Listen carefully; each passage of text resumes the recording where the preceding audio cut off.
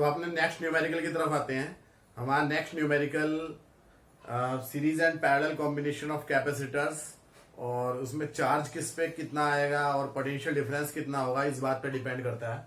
तो ये आपको एक सर्किट दे रखा है, obtain the equivalent capacitance of the network shown. एक तो आपको इसका इक्विवेलेंट कैपेसिटेंस निकालना है सर्किट का, और दूसरी बात क्या निकालना है, to determine the charge and voltage across each capacitor. यानी कि अगर आपके पास में ये C1 है, ये 100 पिकोफैरेड का है, तो इसके ऊपर कितना चार्ज आएगा जब इसे 300 वोल्ट की बैटरी से यहां से कनेक्ट कर रखा है तो, और इसके दोनों किनारों के बीच में कितना पोटेंशियल डिफरेंस आएगा वो हमें निकालना है। ऐसे इस 200 पिकोफैरेड और इस 200 पिकोफैरेड में कितना कितना चार्ज आएगा और इसके एजेस के बीच में कितना पोटेंशियल डिफरेंस होगा, वोल्टेज होगी, वो हमें निकालना है। ऐसे ही इसके लिए निकालना है। तो ये एक लंबा क्वेश्चन हो जाएगा, लॉन्ग क्वेश्चन हो जाएगा। तो हम इसे सॉल्व करने की कोशिश करते हैं। ठीक है, पूरा न्यूमेरिकल आप देखेंगे। कुछ स्टूडेंट्स को आता हो तो स्किप कर दें इसे, अदरवाइज अगर नहीं आता तो आप इसे पूरे को देखें, समझे अच्छे से, और फिर हम अपने नेक्स्ट न्यूमेरिकल पे चलेंगे। तो इस तरीके के न्यूमेरिकल्स को करने के लिए जब हम इक्विवेलेंट कैपेसिटेंस निकालते हैं तो पहले ये जरूरी है कि किन किन पॉइंट्स के बीच में निकालनी है आपको। तो मान लिया आपको इन दोनों पॉइंट्स के बीच में निकालनी है। क्यों? क्योंकि ये 300 वोल्ट वोल्टेज दी का हुई है, यहां कनेक्ट है या यहां कनेक्ट है या यहां कनेक्ट है या यहां कनेक्ट है। इस बात से बहुत ज्यादा फर्क पड़ता है कि जो पोटेंशियल डिफरेंस या बैटरी जो लगा रखी है वो कहां पे लगा रखी है, या किन किन पॉइंट्स के बीच में हमें पोटेंशियल डिफरेंस मतलब कैपेसिटेंस निकालना है, इक्विवेलेंट कैपेसिटेंस। तो इन दोनों पॉइंट्स को हम ए एंड बी मान रहे हैं, इन दोनों के बीच में ही हमें इक्विवेलेंट कैपेसिटेंस निकालना है। बाकी हम इसमें और जो है कुछ पॉइंट्स अपनी तरफ से मान रहे हैं, जैसे कि ये पहला जंक्शन आ गया, इस पॉइंट को हमने मान लिया डी, और ये आपने मान लिया ई, और मान सकते हो कॉर्नर को भी चाहो तो आप मान सकते हो पॉइंट्स। लेकिन आप ये देखो कि कॉर्नर को पॉइंट मानने की जरूरत नहीं है, क्योंकि ये वायर सीधा ए से जाके यहाँ पे जाके और सीधा इस कैपेसिटर में कनेक्ट हो रही है। तो बीच में कोई और सर्किट खुल नहीं रहा है, कहीं और जा नहीं रही है, कनेक्ट नहीं हो रही है। तो इसीलिए जो है ये पॉइंट पे जो पोटेंशियल होगा वो डायरेक्टली इस प्लेट के पोटेंशियल के बराबर माना जाएगा। यानी इस मोड़ के मुड़ने से कोई इफेक्ट नहीं पड़ेगा। ऐसे यहाँ इस कॉर्नर से कोई इफेक्ट नहीं पड़ेगा। आप ये मान सकते हो ये C1 डायरेक्टली किससे जुड़ा हुआ है, C1 डायरेक्टली जुड़ा हुआ है, ये सेकंड प्लेट डायरेक्टली जुड़ी हुई है D से, इधर से फर्स्ट प्लेट डायरेक्टली जुड़ी हुई है इसकी E से। तो इस तरीके से हम मानेंगे, और जिन दो पॉइंट्स के बीच में हमें पोटेंशियल निकालना है, कैपेसिटेंस निकालना है इक्विवेलेंट, उन दोनों पॉइंट्स यानी ए और बी को पकड़ के आप सीधा कर दें तो कैसा सर्किट बन जाएगा। ए पॉइंट को जब आप घुमा के इधर ले आएंगे तो ए पॉइंट को आपने स्ट्रेच कर दिया, ए इधर आ गया, ए से आपकी कौन सी प्लेट जुड़ी हुई है, ये वाली प्लेट जुड़ी हुई है, वो मैंने यहां बना दी। जब आप सीधा करेंगे तो वो इधर आ जाएगी। ये सेकंड प्लेट ये वाली ये यहां आ गई, ये C4 हो गया 100 पिकोफैरेड का।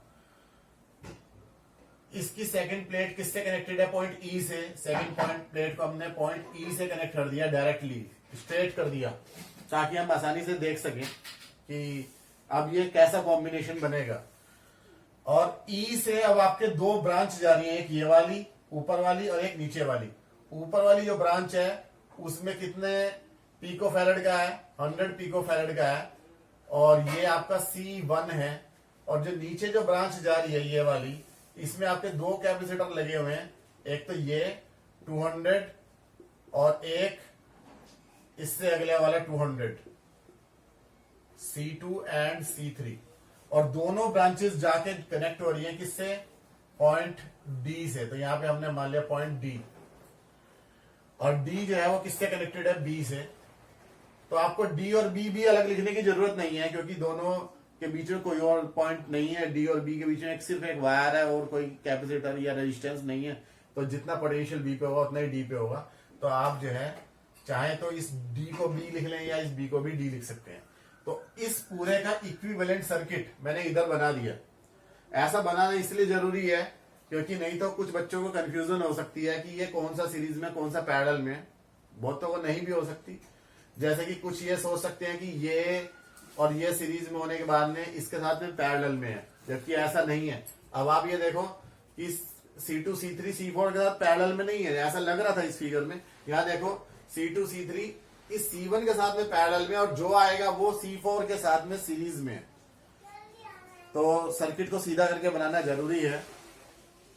अब आप ये देखें कि इन तीनों का इक्विवेलेंट निकालेंगे, जो आएगा वो C4 के साथ में किस में होगा, सीरीज में। इन तीनों का निकालने से पहले आप C2 और C3 देखें, ये सीरीज में। कैसे सीरीज में पता चला, क्योंकि पहले कैपेसिटर की सेकंड कैपेसिटर की पहली प्लेट से कनेक्टेड है। तो जब एक की दूसरी प्लेट दूसरे की पहली से कनेक्टेड होती है और इसी तरीके से आगे कनेक्ट होती है, तो वो सीरीज कॉम्बिनेशन होता है। तो C2 and C3 are in series, C2 and C3 in series. और सीरीज में क्या होता है, 1/C dash is equal to 1/C2 plus 1/C3। 1/C is equal to 1/C1 plus 1/C2 होता है। तो यहाँ पे 1/C2 प्लस 1/C3 रख लिया, और इक्विवेलेंट इन दोनों का हमने क्या मान लिया, C डैश मान लिया, कि नया मान लिया कैपेसिटेंस। और C डैश की वैल्यू हमें निकालनी है। तो 1/C dash is equal to 1/200 plus 1/200। तो 1/200 1/200 हो जाएगा 2/200, यानी कि 1/100। और 1/100 का उल्टा करेंगे तो C डैश की वैल्यू आ जाएगी 100 पिको फैरेड। तो इन दोनों का जो अब एक ही मानेंगे अब 100 पिको फैरेड, यानी कि अब यहाँ दो कैपेसिटर नहीं है, यहाँ एक ही है C डैश, और C डैश की वैल्यू कितनी है, 100। तो इसका एक बार और दोबारा फिगर बना लेंगे। बार बार फिगर बनानी जरूरी है जब तक आप इसे सीख नहीं जाते हैं। अगर आप सीख गए हैं तो कोई दिक्कत नहीं है, फिर तो जो है आप डायरेक्टली कर लें। नहीं तो आप देखें ऊपर 100 का है, ये था C1, और नीचे C डैश, ये भी कितना है, 100 का है। और पिको फैरेड जो होता है, ये जो PF लिखा हुआ है पिको फैरेड, इसका मतलब होता है 10⁻⁻12 फैरेड। तो अब जो फिगर है, इससे ये बनी और इससे ये वाली बन गई। ये B पॉइंट यहां पर और ये पॉइंट A जो था वो यहां पर, ठीक है।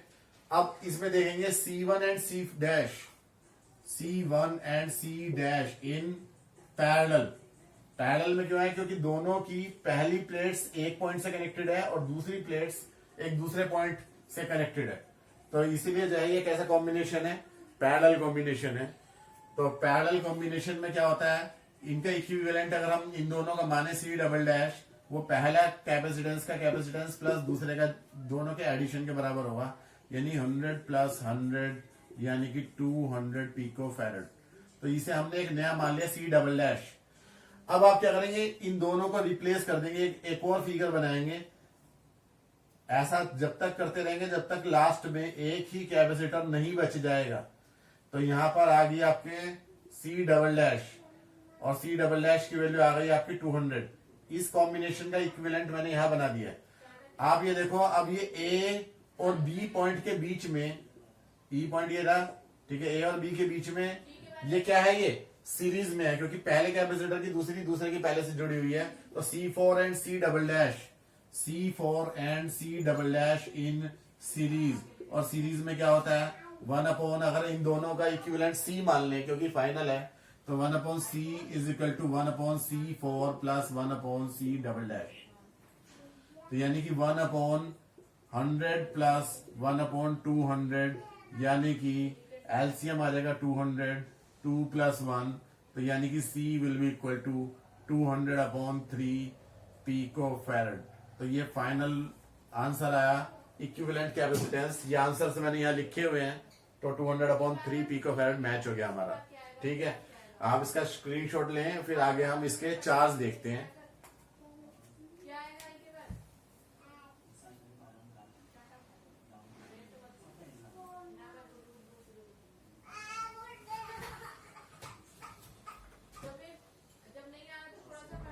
तो अब आप इसमें जो है चार्ज के लिए क्या करेंगे,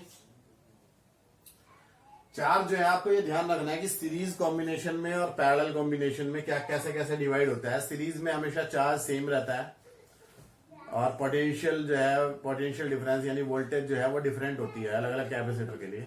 और पैरेलल में आपका चार्ज डिफरेंट होता है, बढ़ जाता है अलग अलग कैपेसिटेंस के हिसाब से, और वोल्टेज सेम होती है। तो जब हमें चार्ज निकालना है तो पहले हम टोटल पे चार्ज देखेंगे। टोटल कैपेसिटेंस कितनी है, 200/3 पिको फैरेड। टोटल वोल्टेज कितनी अप्लाई कर रखी है 300 वोल्ट। तो टोटल चार्ज कितना होगा, ये बीच के मैं स्टेप्स को हटा रहा हूं, ठीक है। ये जो है आपने नोट कर लिया होगा कैसे कैसे हमने निकाला।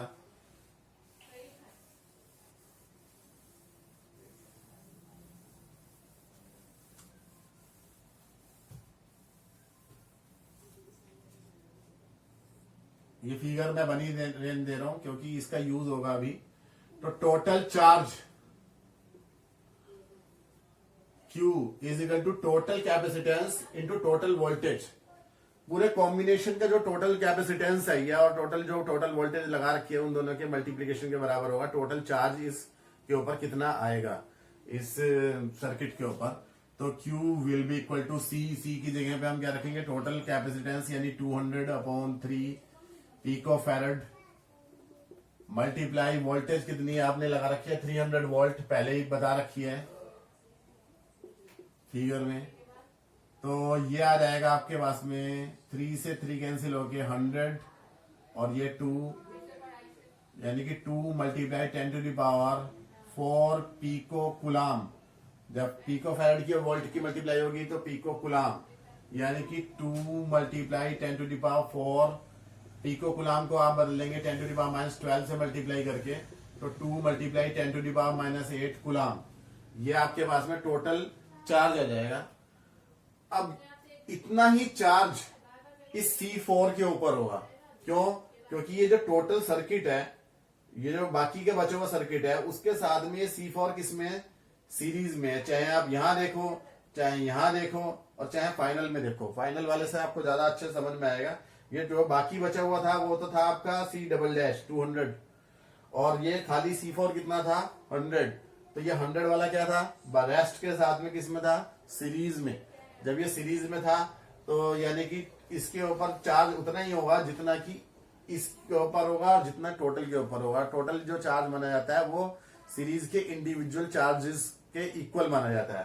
तो यानी कि चार्ज ऑन C4 सीधा सीधा हमारे को एक चीज तो पता चलेगी, चार्ज ऑन C4 2 मल्टीप्लाई 10⁻⁸ कुलाम, ठीक है। और ये आंसर आपका लिए लिखा भी हुआ है Q4 यानी चार्ज ऑन C4 यानी Q4 is equal to 2 multiply 10⁻⁸ कुलाम।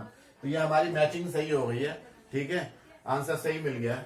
अब हमें क्योंकि चार्ज C4 पे मिल चुका है तो यहां से लेकर यहां तक की जो वोल्टेज है V4 वो कितनी होगी वो भी हम निकाल लेंगे। हमें कैपेसिटेंस पता है, यहाँ का वोल्टेज हमें निकालनी है, चार्ज पता है हमें। तो Q और C और V में क्या रिलेशन होती है, Q is equal to CV, तो V is equal to Q/C। तो V4 is equal to Q4/C4।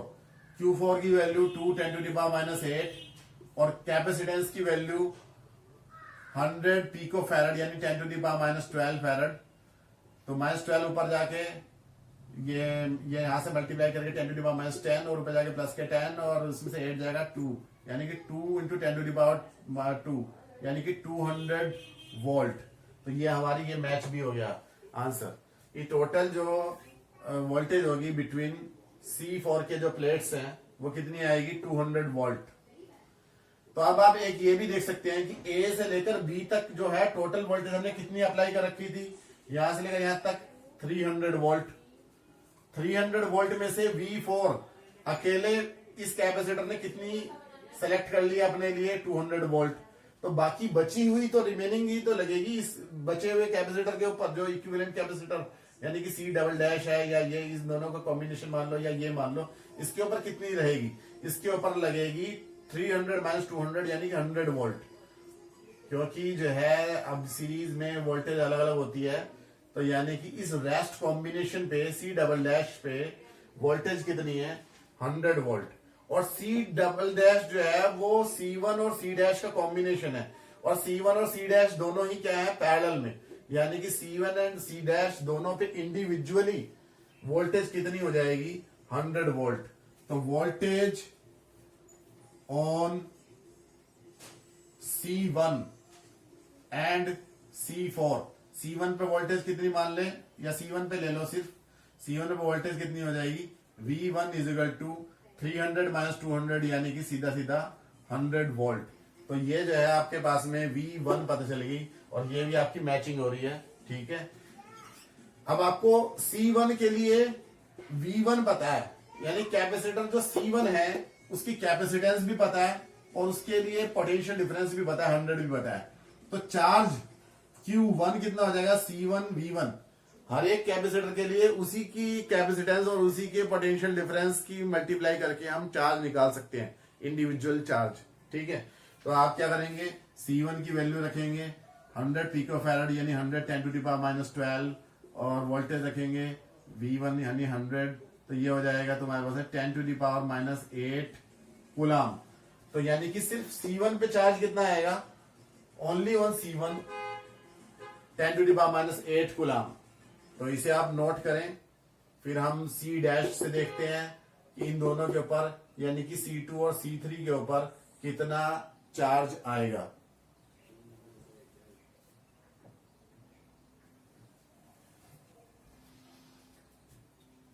Note कर लिया आपने, स्क्रीनशॉट ले लिया। थोड़ा लॉन्ग क्वेश्चन है और मुझे आराम से समझाना पड़ रहा है ताकि हर किसी को समझ में आ जाए। तो अभी हमने देखा कि C डैश के ऊपर भी यही वाला 100 वोल्ट ही अप्लाई होगा।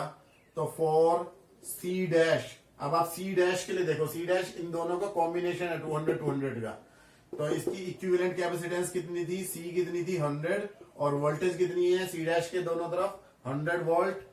तो आपको जो है Q पता चल जाएगा, Q is equal to CV यानी कि 100 पिकोफैराड को आप बदल लेंगे 10⁻12 से मल्टीप्लाई करके फैराड में इंटू 100 यानी कि 10⁻8 कूलम। अब जो है ये C डैश जो है वो किस किस से मिलकर बना है, C2 और C3 से।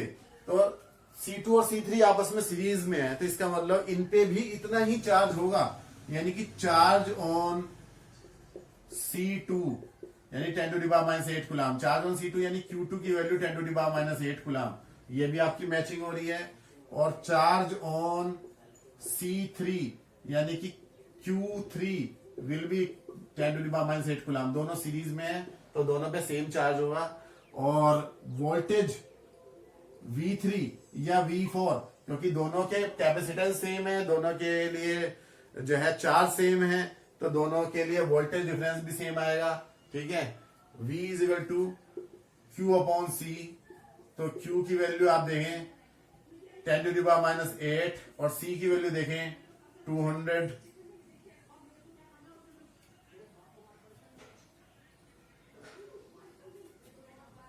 पिकोफैराड यानी 10⁻12, तो ये हो जाएगा आपके पास में 50 वोल्ट।